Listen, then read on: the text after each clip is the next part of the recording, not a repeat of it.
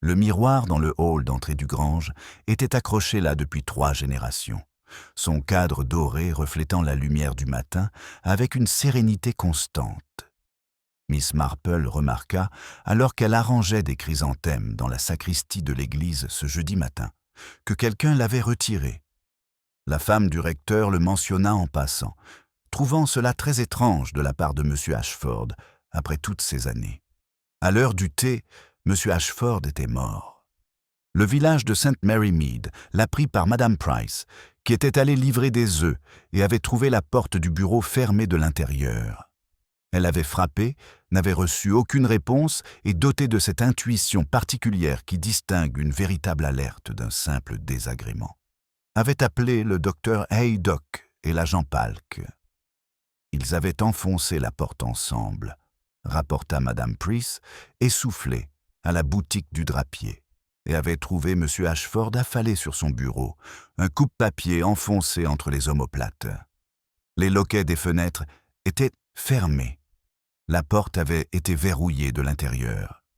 Et là, sur le bureau, à côté de sa main refroidie, gisait le miroir antique de Grange, dont le verre était brisé en une douzaine d'éclats acérés. « C'est sûrement un suicide », déclara mademoiselle Lavinia Prescott, qui avait plus d'assurance que de bon sens. « Il a dû le faire lui-même. »« Par derrière, ma chère ?»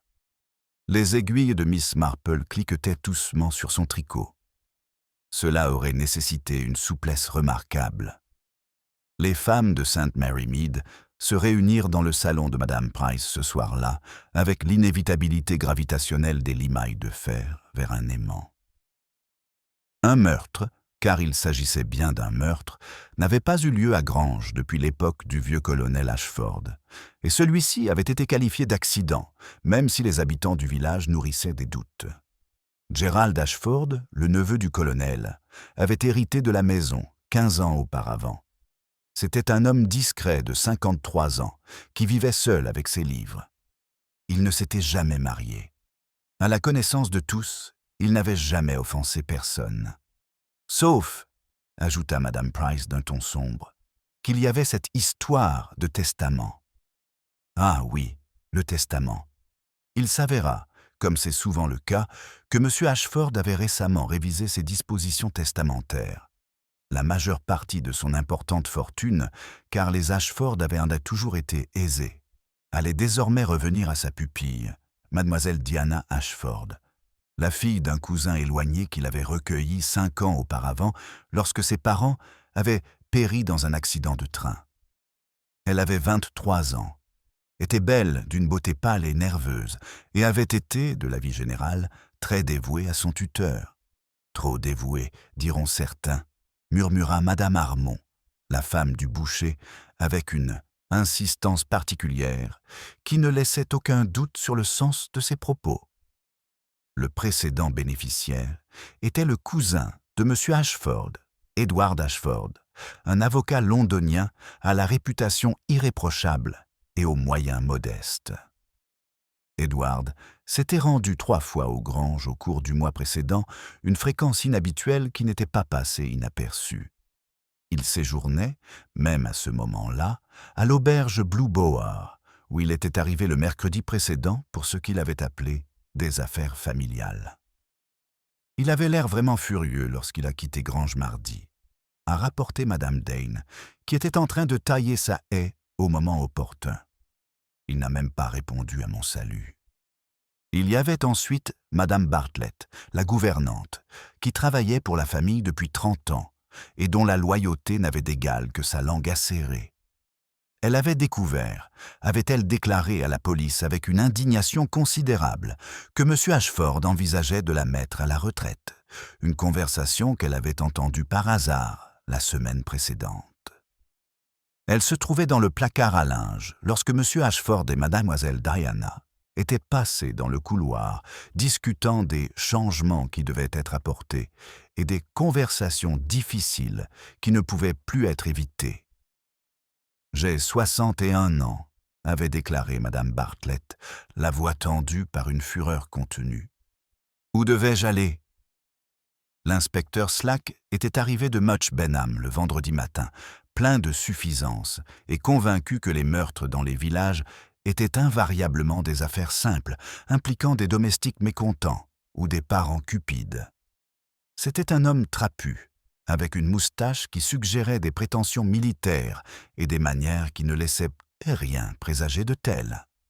« Une pièce fermée à clé », annonça-t-il au colonel Melchett, le chef de la police, avec la satisfaction d'un homme qui croit avoir trouvé une énigme dont la solution est évidente. Ces choses-là se résument toujours à de simples mécanismes. Quelqu'un ment sur les circonstances. Le colonel Melchett, qui savait qu'il valait mieux ne pas décourager Slack lorsqu'il était saisi d'une certitude, se contenta d'acquiescer. « Avez-vous examiné la pièce ?» De fond en comble, les loquets des fenêtres étaient fermés de l'intérieur, et je tiens à préciser qu'il s'agissait d'une fermeture authentique et non d'une mise en scène. La porte était verrouillée de l'intérieur, la clé est tombée à côté du corps lorsqu'il s'est effondré. Le coupe-papier provenait de son propre bureau, il n'y avait aucune empreinte digitale à part les siennes. Le miroir. Slack marqua une pause, fronçant les sourcils. C'est là que ça devient étrange. Pourquoi l'aurait-il retiré du hall pour l'apporter dans son bureau? Et pourquoi l'avoir brisé? 7 ans de malheur, murmura le docteur Haydock, qui examinait le corps. Plutôt discutable dans son cas, les preuves médicales suggéraient que le décès était survenu entre 22h et minuit jeudi. M. Ashford avait dîné seul. Mademoiselle Diana assistait à un dîner d'anniversaire pour mademoiselle Caroline Weatherby dans le village et était rentrée à 23h15. Madame Bartlett s'était retirée dans son cottage derrière la maison principale à 21h30, comme à son habitude. La femme de chambre, la jeune Ethel Price, nièce de Madame Price, était partie à 20h, à la fin de sa demi-journée de travail. Ce qui signifie, dit l'inspecteur Slack avec une satisfaction sinistre, que quelqu'un dans cette maison ment. Soit la jeune fille n'est pas partie à l'heure qu'elle prétend. Soit Madame Bartlett n'est pas restée dans son cottage, soit Mademoiselle Diana est rentrée plus tôt qu'elle ne l'a admis. Miss Marple, qui avait entendu ce résumé du docteur Haydock autour d'une tasse de thé au presbytère, posa sa tasse avec une précision méticuleuse. « Le miroir me trouble, » dit-elle doucement. « Pourquoi l'avoir enlevé? Et après l'avoir enlevé, pourquoi l'avoir apporté dans un bureau fermé à clé? Peut-être l'examinait-il, suggéra la femme du recteur, pour voir s'il fallait le réargenter? La nuit? Dans son bureau? Avec un coupe-papier à portée de main? Les yeux bleus de Miss Marple avaient un regard distant, comme si elle se souvenait de quelque chose de lointain. Cela me rappelle le chat de Madame Brent. Vous vous en souvenez, ma chère Griselda? Elle affirmait qu'il avait été volé et en faisait toute une histoire. Et pendant tout ce temps, il était enfermé dans son propre placard à linge. Nous n'avons découvert la vérité que lorsque nous avons cessé d'écouter ce qu'elle prétendait s'être passé et que nous avons observé ce qui avait dû se passer. Je ne suis pas sûr de suivre, admit le docteur Haydock. Moi non plus, pas encore, dit Miss Marple. Mais je crois qu'on nous montre quelque chose qui n'est pas là et qu'on passe à côté de quelque chose qui est là. L'inspecteur Slack, quant à lui, s'était fixé sur sa première théorie avec la ténacité d'un terrier. Les circonstances, déclara-t-il, désignaient mademoiselle Diana Ashford. Le testament révisé fournissait le mobile. Elle avait tout hérité. Son alibi n'était corroboré que par mademoiselle Weatherby et 3 autres jeunes femmes, toutes ses amies, dont le témoignage pouvait très bien être faussé par loyauté. Plus accablant encore, elle possédait une clé du bureau, l'une des 3 seules existantes, les autres appartenant à M. Ashford lui-même et à Madame Bartlett. Elle aurait pu rentrer tôt du dîner, entrer dans le bureau, le tuer et verrouiller la porte en partant, expliqua Slack au colonel Melchett le samedi matin. La clé trouvée à côté du corps était la sienne, celle qui se trouvait dans sa poche.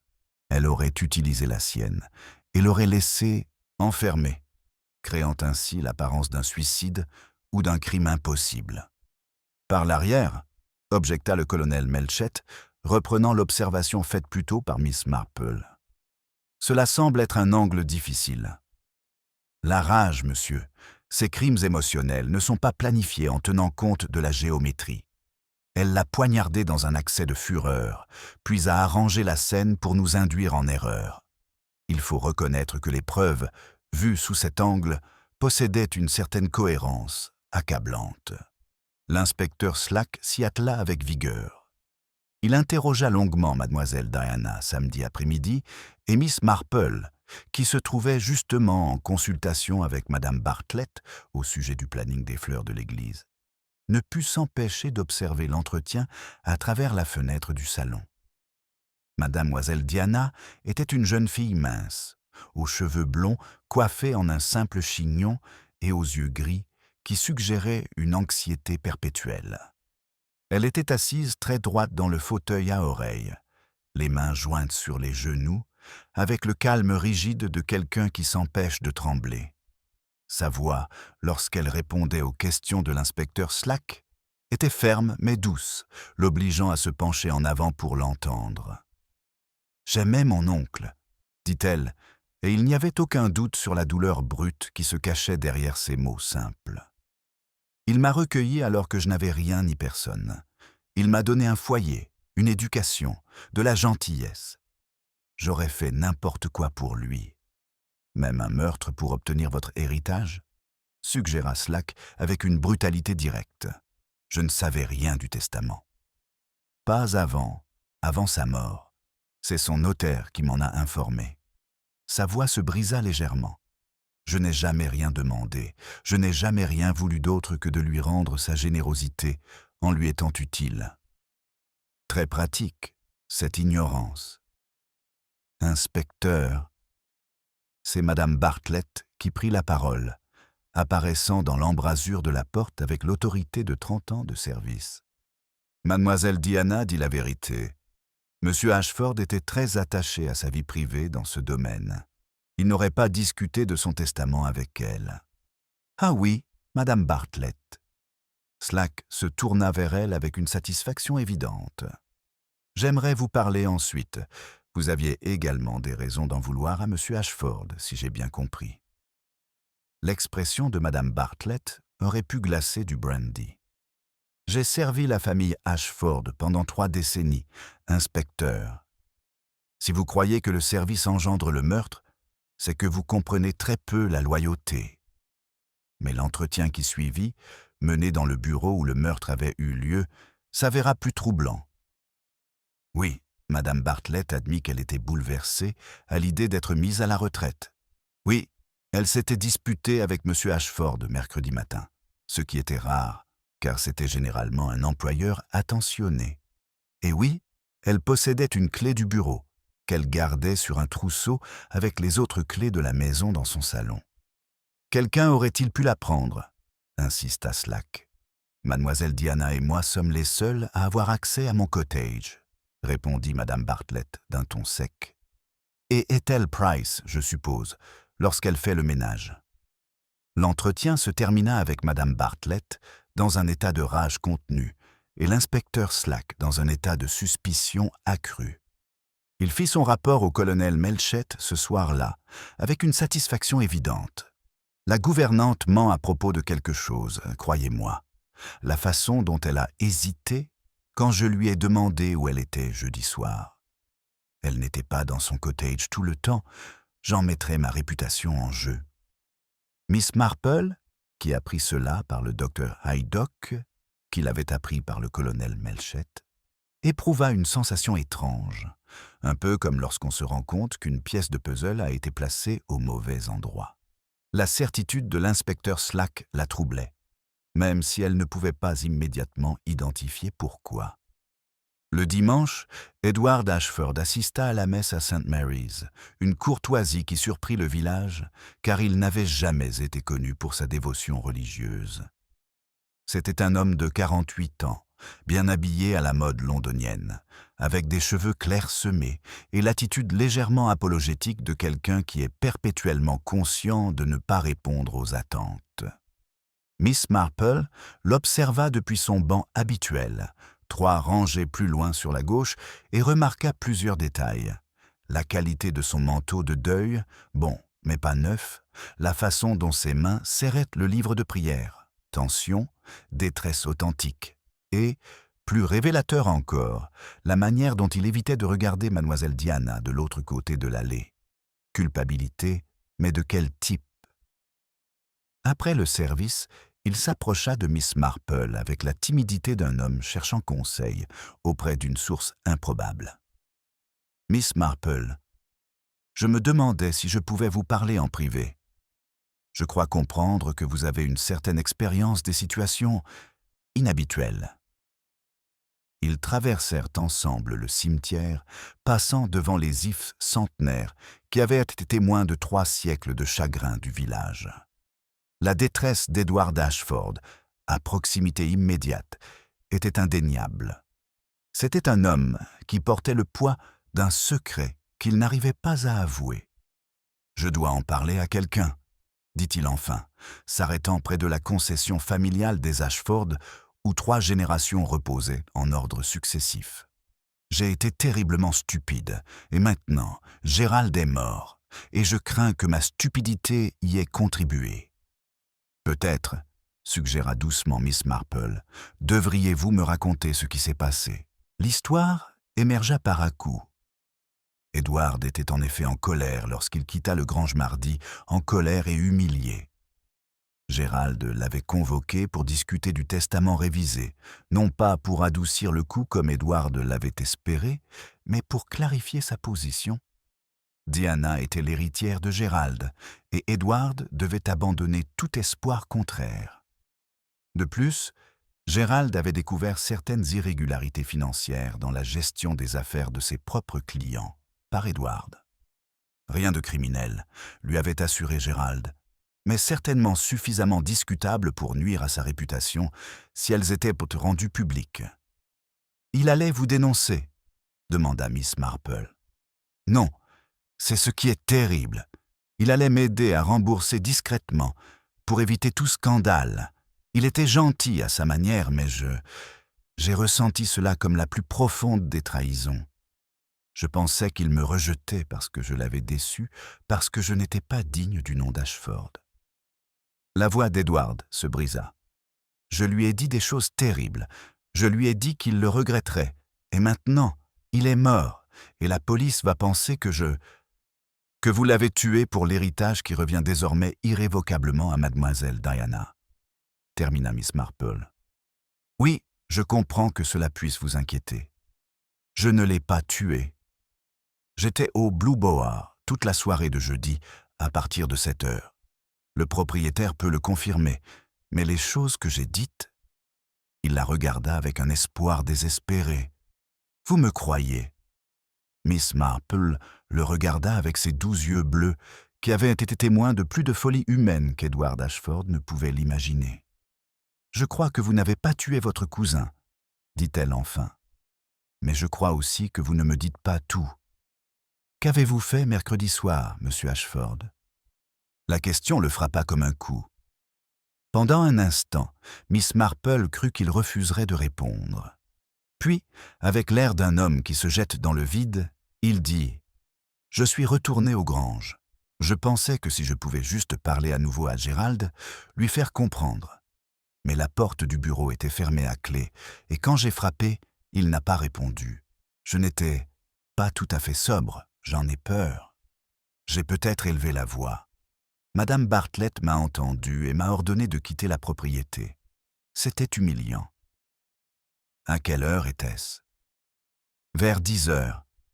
Et avant que vous ne posiez la question, oui, je me rends compte que cela me fait paraître sous un jour encore plus défavorable. Un homme qui menace publiquement un autre homme, qui revient sous l'influence de l'alcool pour poursuivre la dispute, et puis cet homme est retrouvé assassiné. Il rit amèrement. La police va me mettre les fers. Mais curieusement, l'inspecteur Slack semblait moins intéressé par Edward Ashford que par la construction de son dossier contre mademoiselle Diana. Le lundi, sa théorie s'était cristallisée en certitude. Il avait découvert, grâce à un interrogatoire agressif de mademoiselle Caroline Weatherby, que Diana avait effectivement quitté brièvement le dîner d'anniversaire. Juste pour 20 minutes, avait-elle prétendu, afin d'aller chercher un cadeau oublié à la grange. Elle était revenue à 21h45, confirma mademoiselle Weatherby à contre-cœur, et était restée jusqu'à 23h. 20 minutes, annonça Slack triomphalement. Suffisamment de temps pour se précipiter chez elle, commettre un meurtre et revenir sans que personne ne s'en aperçoive. L'heure estimée du décès le permet. Et son agitation à son retour, mademoiselle Weatherby l'a décrite comme plutôt nerveuse et pâle, correspond tout à fait à quelqu'un qui vient de poignarder son tuteur. Miss Marple avait entendu cela de la bouche même du colonel Melchett, qui était venu lui demander son avis avec l'air penaud d'un homme consultant un oracle auquel il ne croyait pas vraiment. Ils s'assirent dans le jardin de sa maison, où les roses tardives fleurissaient avec une défiance automnale. « Le fait est, dit le colonel Melchett en acceptant une tasse de thé, que Slack en est plutôt convaincu, et je dois admettre que les preuves vont dans ce sens. La jeune fille avait un mobile, l'occasion et l'accès au bureau fermé à clé. Si elle a utilisé sa clé pour entrer, tuer Ashford, puis verrouiller la porte derrière elle avec sa clé, laissant la sienne en sa possession, eh bien, cela explique assez bien l'affaire de la chambre fermée à clé. Cela explique-t-il le miroir ? Demanda Miss Marple. Slack pense qu'Ashford l'avait lui-même retiré plus tôt dans la journée, dans l'intention de l'examiner ou de le réparer. Le bris du miroir fait partie d'une lutte. Diana l'a peut-être frappé avec, avant de recourir au coupe-papier. Mais les morceaux étaient disposés avec soin sur le bureau, n'est-ce pas ? Le docteur Haydock l'a mentionné. Il n'était pas éparpillé comme il l'aurait été lors d'une lutte. Le colonel Melchett fronça les sourcils. Je n'avais pas pensé à cela. Et le timing me trouble, continua Miss Marple, ses aiguilles cliquetant régulièrement. 20 minutes suffisent amplement pour commettre un meurtre, je vous l'accorde. Mais considérez ce que mademoiselle Diana a dû faire. Marcher du village jusqu'aux granges, au moins 10 minutes. Localiser son oncle dans son bureau fermé à clé, trouver un moyen d'y entrer. « Elle avait une clé », intervint Melchett. « Oui, mais il s'était enfermé de l'intérieur. La clé a été retrouvée à côté du corps, ce qui signifie qu'elle se trouvait dans la serrure ou sur le bureau. Si elle avait utilisé sa propre clé depuis l'extérieur, la porte ne se serait pas ouverte, car la clé de son oncle se trouvait déjà dans la serrure intérieure. Elle a donc dû frapper, et il a dû déverrouiller la porte pour la laisser entrer. » Le colonel Melchett fronça davantage les sourcils. « Continuez. Elle se dispute avec lui, le tue, puis met en scène la pièce fermée à clé, le tout en 5 minutes environ, en comptant le temps de marche. Elle retourne ensuite au dîner d'anniversaire, agitée et pâle. C'est possible, bien sûr, mais cela nécessite un niveau de calcul froid qui semble en contradiction avec la nature émotionnelle du crime. Poignarder quelqu'un dans le dos suggère la rage ou le désespoir, pas la préméditation. Vous dites que Slack a tort. Je dis, répondit Miss Marple avec prudence, qu'il a peut-être raison au sujet de la culpabilité de mademoiselle Diana, mais qu'il se trompe sur presque tout le reste. Le miroir me dérange terriblement. C'est comme le chat de madame Brent. Nous regardons ce qui est visible et nous passons à côté de ce qui est caché à la vue de tous. Ce soir-là, Miss Marple fit quelque chose qui ne lui ressemblait pas. Elle se rendit à Grange sans prévenir. Madame Bartlett l'accueillit avec une courtoisie lasse, sa raideur initiale ayant fait place à une véritable détresse.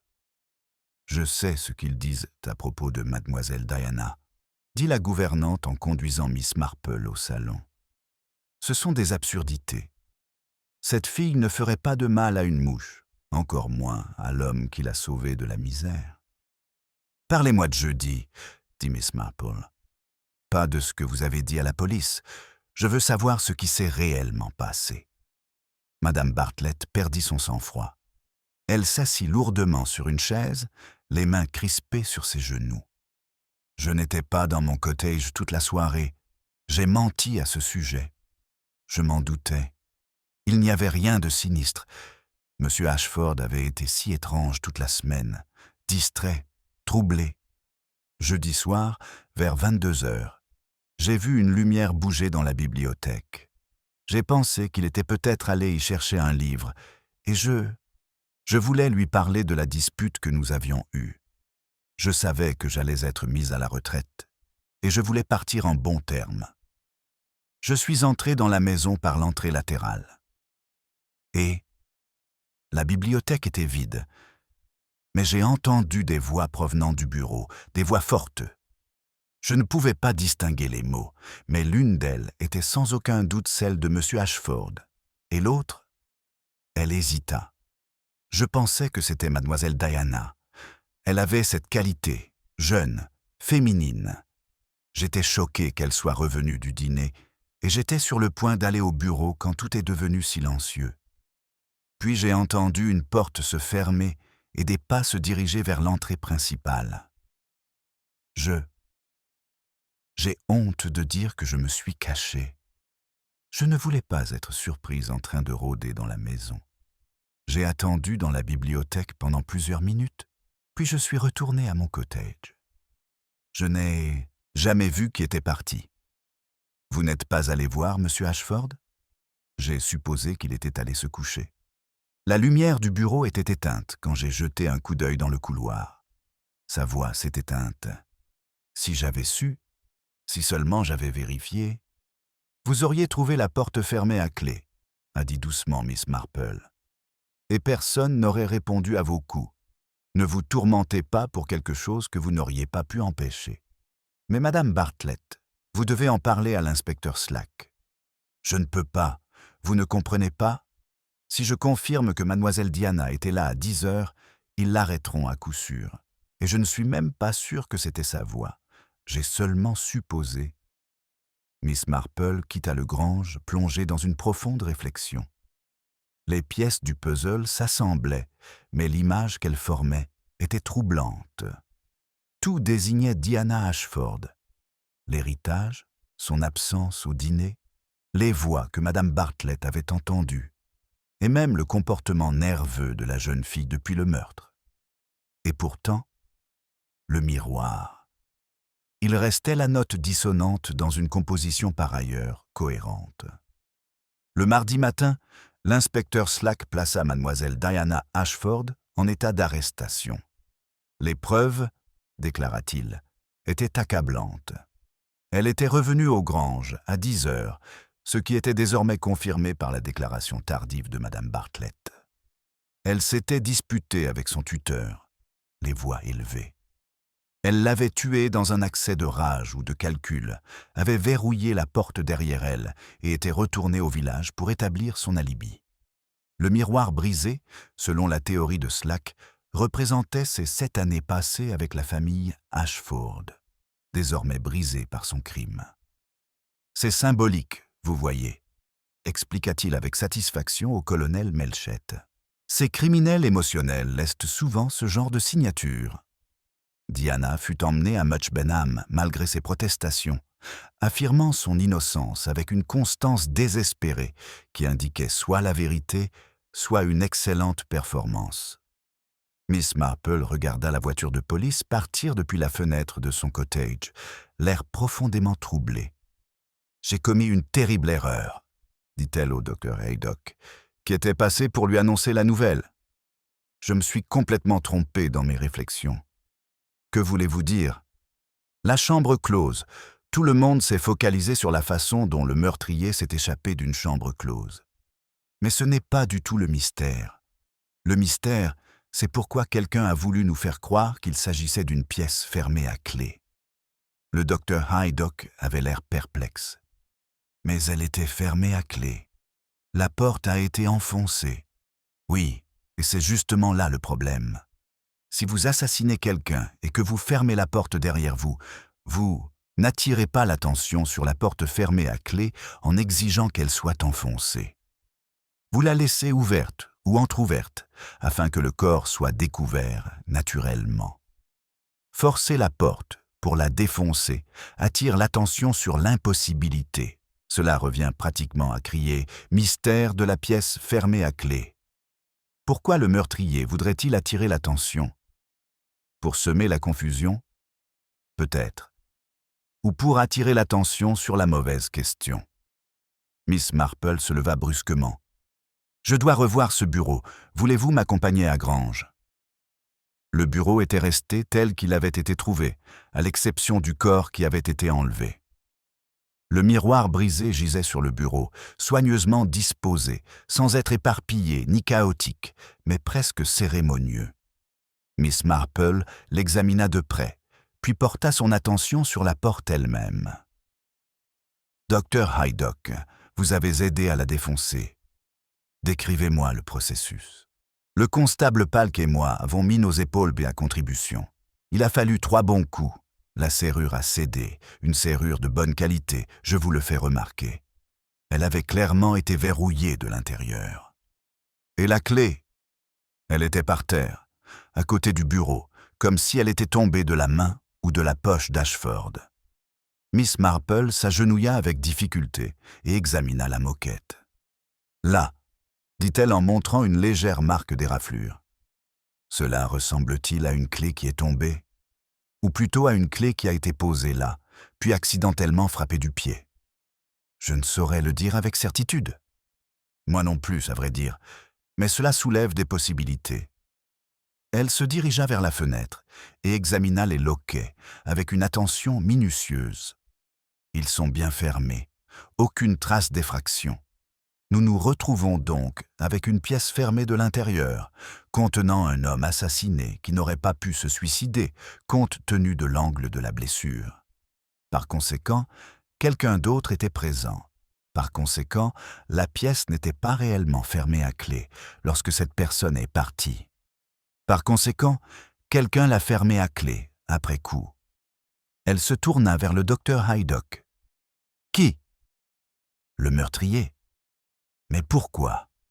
Pourquoi s'enfermer avec sa victime, forçant ainsi l'ouverture de la porte, alors qu'il suffisait de la laisser ouverte? Elle secoua la tête. À moins que vous ne soyez plus dans la pièce, à moins que vous ne soyez déjà parti et que vous ayez besoin que la pièce soit fermée à clé pour établir quelque chose. Un alibi? Suggéra le docteur Haydock. Si le meurtre a eu lieu à un moment où quelqu'un se trouvait manifestement ailleurs. Oui, exactement. La voix de Miss Marple était douce, mais assurée. La pièce fermée à clé ne sert pas à brouiller les pistes quant à la méthode. Elle sert à brouiller les pistes quant au moment. Le mercredi, Miss Marple reçut une visite inattendue. Edward Ashford apparut à la porte de son cottage, l'air hagard et désespéré, comme un homme à bout de ressources. « Ils ont arrêté Diana », dit-il sans préambule, « pour quelque chose dont je suis de plus en plus certain qu'elle n'est pas coupable. Entrez, monsieur Ashford. Dites-moi ce dont vous vous souvenez. » Ils s'assirent dans son salon, où la lumière de l'après-midi filtrait à travers les rideaux de dentelle, créant des motifs qui rappelaient à Miss Marple du verre brisé, des miroirs cassés. Edward parlait avec le débit hésitant de quelqu'un qui rassemble des pensées qui l'effraient. « J'ai repensé à mercredi soir, quand je suis retourné aux Granges après ma dispute avec Gérald. Je vous ai dit que Madame Bartlett m'avait ordonné de partir. Mais il y avait autre chose, quelque chose que j'ai aperçu à travers la fenêtre du bureau avant qu'elle ne me trouve. » Il fit une pause, rassemblant son courage. « J'ai vu le miroir du hall. Il était à l'intérieur du bureau, appuyé contre la bibliothèque. Il était intact, pas brisé.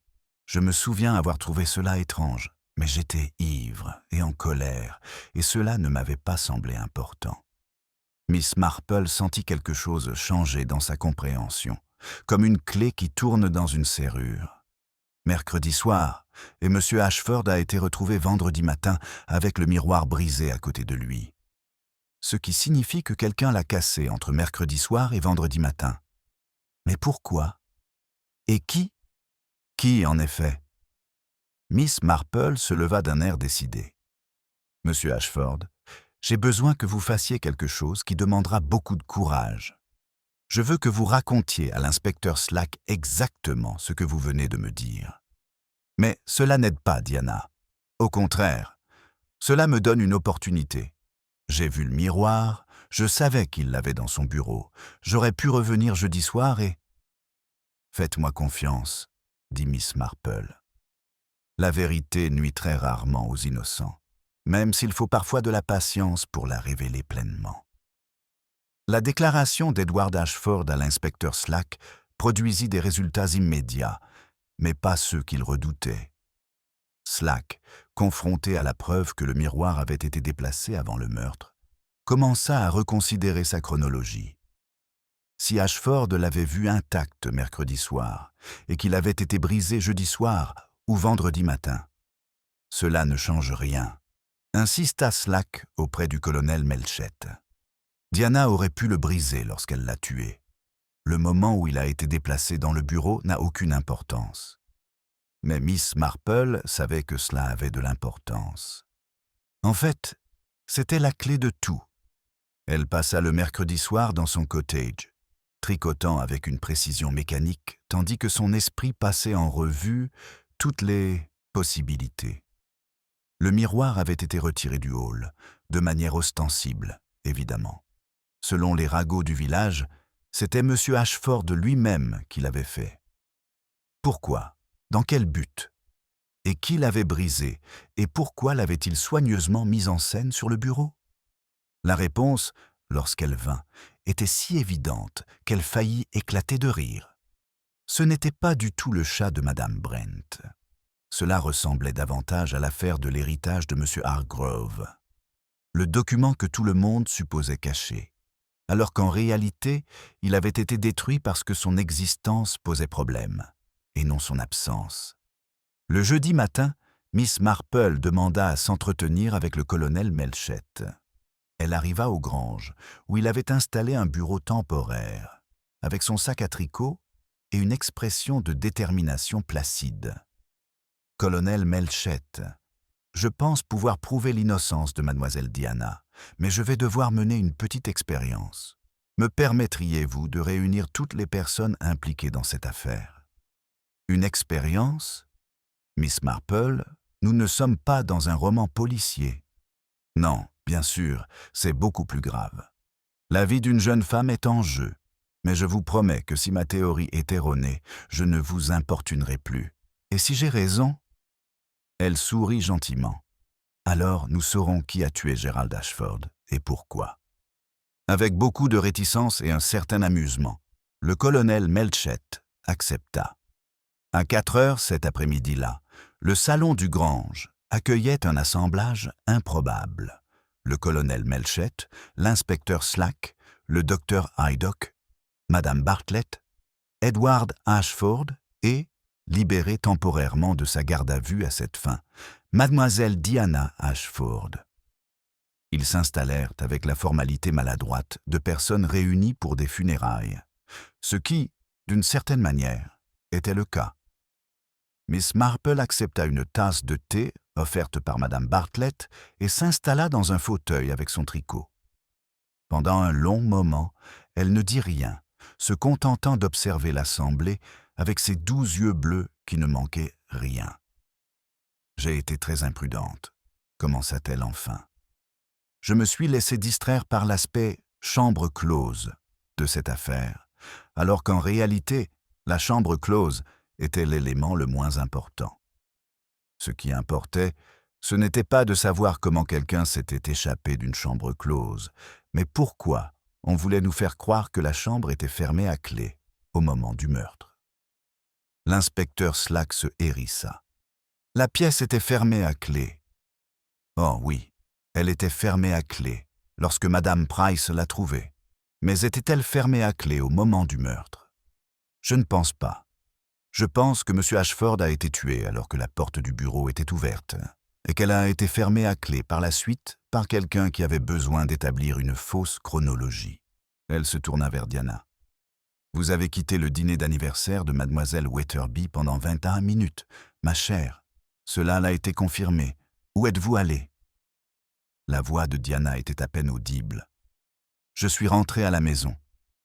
Oncle Gérald m'avait demandé de lui apporter des papiers qui se trouvaient dans son bureau, des documents qu'il devait examiner ce soir-là.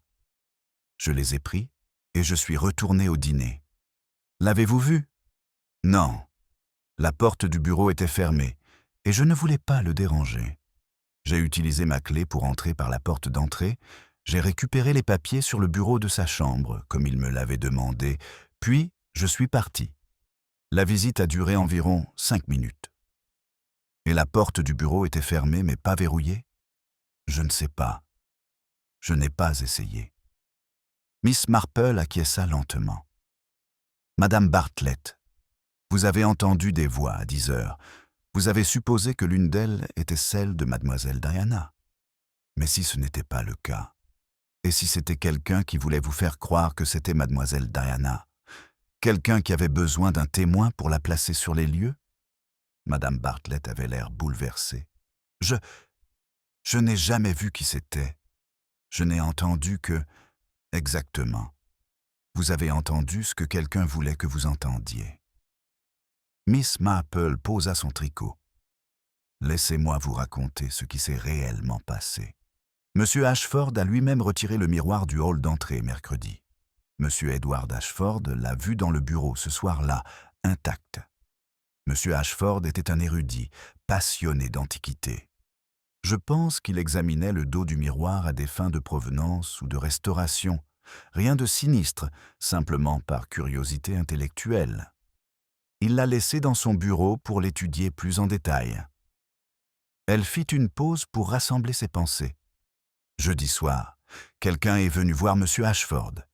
Ils se sont disputés. La dispute est devenue violente et, dans un moment de rage ou de désespoir, cette personne a saisi le coupe-papier et l'a poignardé dans le dos. M. Ashford s'est effondré. Le meurtrier, réalisant ce qu'il avait fait, s'est retrouvé face à un problème. Il lui fallait un alibi pour l'heure du décès. C'est alors qu'il a eu une idée ingénieuse. « Quelle idée ?» demanda le colonel Melchett en se penchant en avant. Il allait créer un mystère de chambre close qui brouillerait la chronologie. Il a pris la clé de M. Ashford dans sa poche ou sur son bureau, a verrouillé la porte du bureau de l'intérieur, puis... Elle fit une pause dramatique. Il est sorti par la fenêtre. « Impossible !» s'écria Slack. Les loquets de la fenêtre étaient fermés de l'intérieur. « Vraiment ?» demanda Miss Marple d'un ton doux. Ou semblait-il seulement l'être? Dr. Haydock, lorsque vous et l'agent Palk avez enfoncé la porte, avez-vous immédiatement examiné les loquets de la fenêtre? Non, pas immédiatement. Nous nous sommes concentrés sur le corps. Je les ai vérifiés plus tard, sur instruction de l'inspecteur Slack. Ils étaient fermement verrouillés. Mais vous n'avez pas constaté qu'ils étaient fermés au moment où la pièce a été ouverte. Ce qui signifie que quelqu'un aurait pu rentrer dans le bureau entre le moment où la porte a été enfoncée et votre inspection, fermer les loquets, puis ressortir par la porte enfoncée dans la confusion. Miss Marple sourit. Il faudrait pour cela être audacieux et avoir l'esprit vif, mais notre meurtrier a démontré qu'il possédait ces deux qualités. C'est absurde, s'écria Slack. Qui aurait pu faire cela? Quelqu'un qui était présent lorsque la porte a été enfoncée. Quelqu'un dont la présence serait si naturelle que personne ne remettrait en question ses mouvements. Quelqu'un qui aurait eu la présence d'esprit de briser le miroir après coup, pas pendant le meurtre, remarquez, mais après, afin de créer davantage de confusion et de symbolisme. Le regard de Miss Marple se posa sur Madame Bartlett. Quelqu'un qui avait servi la famille Ashford pendant 30 ans et qui risquait d'être mis au rebut comme une vieille chaussure. Le silence qui suivit fut absolu. Madame Bartlett resta figée, le visage décoloré. Pendant un long moment, Personne ne bougea. Puis, d'une voix qui semblait venir de très loin, la gouvernante murmura. « Comment l'avez-vous su ?»« C'est le miroir qui me l'a dit, » répondit Miss Marple doucement. « Vous l'avez vu dans le bureau mercredi lorsque vous faisiez le ménage. Vous saviez que M. Ashford l'examinait. Et lorsque vous l'avez tué jeudi, non pas à 22 heures, lorsque mademoiselle Diana s'était éloignée du dîner, mais plutôt, peut-être à 20h30, après le départ d'Ethel Price, vous avez réalisé que vous pouviez utiliser ce miroir pour créer un faux récit. Vous avez verrouillé la porte, vous êtes sorti par la fenêtre et vous êtes revenu à votre cottage. Le lendemain matin, vous avez découvert le corps avec Madame Price. Vous avez aidé à enfoncer la porte et dans la confusion qui a suivi cette découverte, alors que tout le monde était concentré sur le corps, vous avez rapidement fermé les loquets de la fenêtre que vous aviez laissé ouvert la veille. Les mains de Madame Bartlett tremblaient. Vous ne pouvez rien prouver. Vraiment? Je pense que si nous examinons attentivement le rebord de la fenêtre, nous trouverons des traces de votre passage. Vous êtes une femme vigoureuse de 61 ans, tout à fait capable d'effectuer une telle escalade, la fenêtre n'étant qu'à 1,20 m au-dessus du parterre de fleurs. Et le miroir? Pourquoi le briser, si ce n'est pour créer une confusion symbolique? Vous l'avez fait après avoir verrouillé la porte et avant de sortir par la fenêtre. 7 ans de malheur, en effet. Les 7 années qui se sont écoulées depuis l'arrivée de mademoiselle Diana et qui ont commencé à vous supplanter dans l'affection de votre maître. Elle usurpait ma place. Les mots jaillirent de madame Bartlett avec une violence soudaine. Je l'avais servi pendant 30 ans. 30 ans de loyauté, et il allait me rejeter pour cet enfant. Tout était changé pour lui plaire. Les habitudes de la maison, les menus, même les meubles qu'elle n'aimait pas. Et il allait me mettre à la retraite avec une maigre pension, tandis qu'elle hériterait de tout. Vous vous êtes donc disputé avec lui jeudi soir, poursuivit Miss Marple doucement. Et lorsque la dispute s'est envenimée, vous avez agi dans un moment de passion. Il m'a dit que j'étais devenue ennuyeuse, après 3 décennies. Il a dit que j'étais trop attachée à mes habitudes, que la maison avait besoin d'une énergie plus jeune, que je serais bien dans un petit cottage quelque part. La voix de madame Bartlett se brisa. J'ai vu le coupe-papier sur son bureau. Je me souviens à peine l'avoir pris. Je me souviens juste de la rage, de cette terrible rage, puis il s'est effondré et j'ai réalisé ce que j'avais fait. « Et vous avez élaboré votre plan ?» dit Miss Marple. « Verrouiller la porte, sortir par la fenêtre, vous présenter comme la découvreuse innocente. C'était astucieux, cela aurait pu fonctionner sans le miroir. Vous n'avez pas pu résister à ce geste symbolique. Le briser pour suggérer le chaos, la violence, un crime passionnel. Mais ce symbole était trop élaboré. Il attirait l'attention sur lui-même. Et quand j'ai réalisé que le miroir avait été déplacé quelques jours avant le meurtre, toute la structure élaborée s'est effondrée. Madame Bartlett était assise, la tête baissée, les mains agrippées aux accoudoirs de sa chaise. Lorsqu'elle reprit la parole, sa voix était creuse. Je les ai écoutés échafauder des théories sur mademoiselle Diana. Je les ai regardés l'arrêter, et je n'ai rien dit. Qu'est-ce que cela fait de moi ? Une meurtrière qui a aggravé son crime par sa lâcheté, répondit sèchement l'inspecteur Slack, remis de son choc. Madame Bartlett, je vous place en état d'arrestation pour le meurtre de Gerald Ashford. Alors que Slack s'apprêtait à l'emmener, Madame Bartlett leva les yeux vers Miss Marple, avec une expression si vide qu'il était difficile de soutenir son regard. « Je ne voulais pas le tuer, » murmura-t-elle. « Je voulais juste qu'il me voie, qu'il reconnaisse ce que j'avais sacrifié. Pendant toutes ces années, j'ai fait tourner cette maison comme une horloge, j'ai tout géré, j'ai anticipé tous ses besoins. Et à la fin, je n'étais plus qu'une nuisance. » C'est alors qu'elle s'effondra, non pas de manière dramatique, mais avec une intensité terrible et silencieuse. Le visage de madame Bartlett se décomposa et elle se mit à pleurer avec les sanglots désespérés, et désespérés de quelqu'un qui a tout perdu, y compris elle-même. Diana Ashford, libérée de tout soupçon, regarda la femme qui avait tenté de la faire accuser de meurtre, avec une expression entre l'horreur et la pitié. « Vous me détestiez à ce point ?» demanda Diana doucement. « Je ne vous détestais pas », parvint à dire Madame Bartlett à travers ses larmes.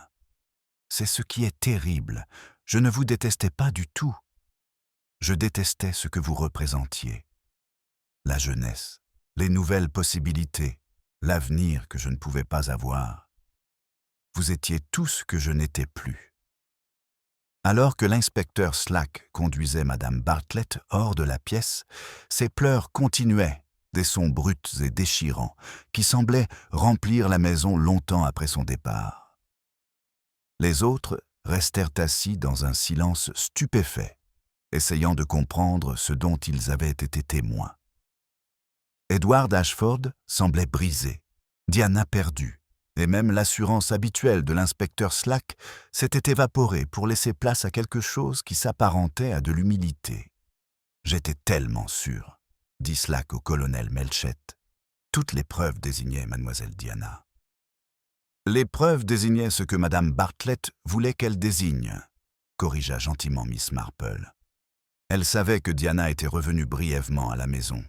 Elle a calculé le moment où elle allait découvrir le corps, afin de semer un maximum de confusion. Elle a même mentionné la clé de mademoiselle Diana, lorsque vous l'avez interrogée, semant ainsi le doute. Et lorsque vous avez émis l'hypothèse que Diana avait verrouillé la porte de l'extérieur avec sa propre clé, Madame Bartlett n'a rien dit pour corriger votre erreur. Elle a activement construit votre fausse théorie. Le colonel Melchett se tourna vers Miss Marple. « Comment avez-vous vraiment su ?» « Les preuves du miroir sont suggestives, mais loin d'être concluantes. »« Ce sont ses mains, » répondit Miss Marple. « Quand elle a servi le thé aujourd'hui, j'ai remarqué les égratignures sur ses paumes, des égratignures récentes, à peine cicatrisées. Elles correspondent à celles que l'on se fait en grimpant par une fenêtre, en s'agrippant au rebord ou au cadre. Et il y avait de la terre sous ses ongles qu'elle n'avait pas tout à fait réussi à nettoyer, provenant du parterre de fleurs sous la fenêtre du bureau. Ce sont de petits détails, faciles à manquer. Mais il racontait une histoire qui contredisait son propre récit. Dans les jours qui suivirent, St. Mary Mead digéra l'horreur à sa manière caractéristique, par des commérages, des spéculations et une absorption progressive dans les traditions villageoises. Madame Bartlett fut jugée, reconnue coupable et condamnée à la prison à vie, ses décennies de loyaux services ne pesant pas lourd face aux éléments prémédités de son crime. La mise en scène de la chambre fermée à clé, la tentative de piéger Diana, les jours de tromperie calculés. Elle a accepté sa punition avec la même compétence stoïque dont elle avait fait preuve dans la gestion de la maison Ashford, même si ceux qui l'ont vue ont témoigné que quelque chose de fondamental s'était brisé en elle. Diana Ashford a hérité du domaine comme Gérald l'avait prévu, mais elle a confié à Miss Marple qu'elle n'était pas sûre de pouvoir y vivre confortablement. « Chaque pièce me rappelle son souvenir », a déclaré Diana. Pas la meurtrière, mais la femme qu'elle était avant. Efficace, correcte, presque invisible dans sa compétence. Comment quelqu'un comme elle peut-il devenir capable de meurtre ? « Les gens deviennent invisibles pour ceux qu'ils servent, » répondit Miss Marple. « Et il y a une cruauté particulière à être indispensable mais non valorisée. Madame Bartlett a donné sa vie à la famille Ashford, mais elle n'a jamais été vraiment considérée comme une personne, seulement comme une fonction. Lorsque cette fonction a pris fin, il ne lui restait plus que la rage. Avez-vous pitié d'elle ? J'ai pitié de ce qu'elle aurait pu être, répondit Miss Marple avec prudence. Mais je ne peux excuser ce qu'elle a fait. Elle a tué sous le coup de la colère, ce qui est terrible mais humain. Mais ensuite, elle a tenté de faire pendre une jeune fille innocente pour son crime. Ce deuxième acte révèle quelque chose qui va au-delà de la passion.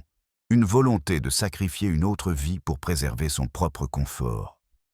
Cela, je ne peux le pardonner. Le miroir, ou plutôt ses débris, fut discrètement éliminé. Diana le fit retirer du bureau et brûler dans le jardin, le cadre doré et le verre brisé consumés par des flammes qui semblaient presque rituelles.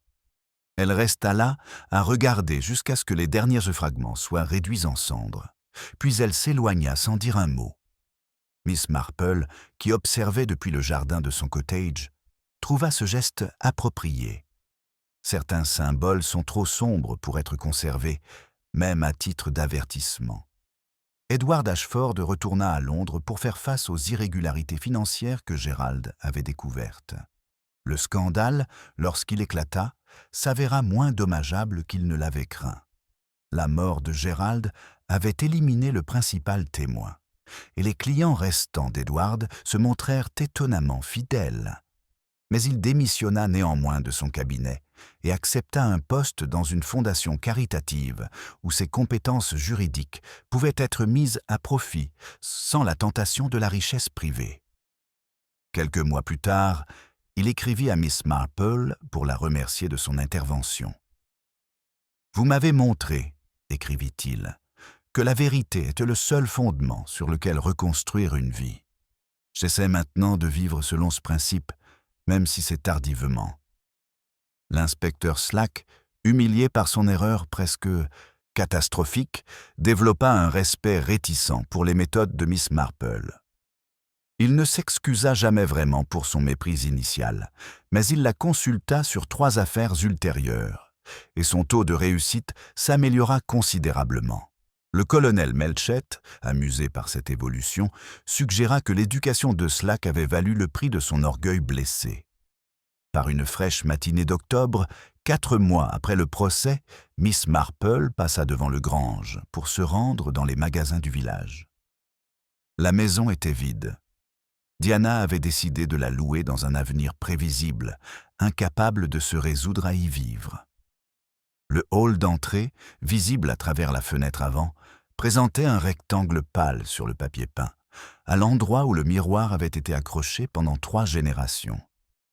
Personne ne l'avait remplacé. Son absence semblait délibérée, voire nécessaire, un espace vide qui reconnaissait la perte sans tenter de restaurer ce qui avait été. Miss Marple s'arrêta, contemplant ce rectangle pâle. Cela lui rappela quelque chose que Madame Crabtree avait dit un jour, à propos de la difficulté de remarquer ce qui n'était plus là. « Nous voyons les ajouts », avait observé Madame Crabtree, « mais nous remarquons rarement les soustractions jusqu'à ce que quelqu'un les signale. » Le miroir avait été retiré avant le meurtre, mais personne n'avait vraiment remarqué son absence jusqu'à ce qu'il apparaisse, brisé, dans le bureau. Même alors, les gens s'étaient concentrés sur son état brisé plutôt que de se demander pourquoi il avait été retiré au départ.